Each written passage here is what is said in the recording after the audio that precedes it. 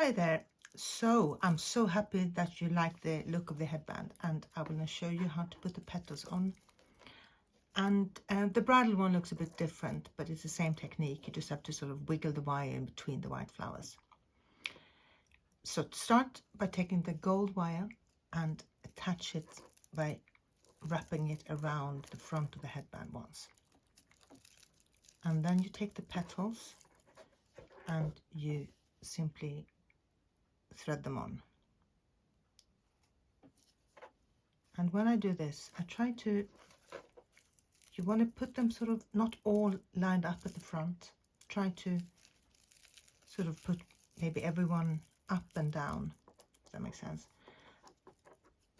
And pull quite firmly to attach them. Continue on the side. Sorry, this video isn't super professional. Just want to show you how to make the headband. And continue. I normally put either either 5 or 7 petals. For some reason I like the odd numbers. That's 3, and then on the other side.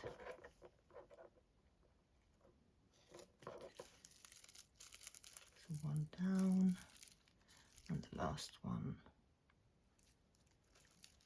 up. So now the petals are on. And if they're still a bit flat, you can just wiggle them up or wiggle them down and sort of put them where you want them. Before you put the green ribbon on, you might want to change the size if necessary. And you do that by just undoing the wire at the back and move and just close the wire again. Like so. I mean, you might prefer the headband without the green ribbon. I quite like it like this with the gold wire around, but up to you. Anyway, ribbon, find the middle of the ribbon and put it at the middle of the headband, and then you simply wrap it around all the way to the back.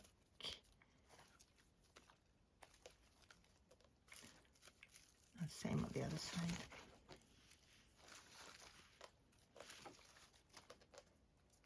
Quite loosely, it's fine.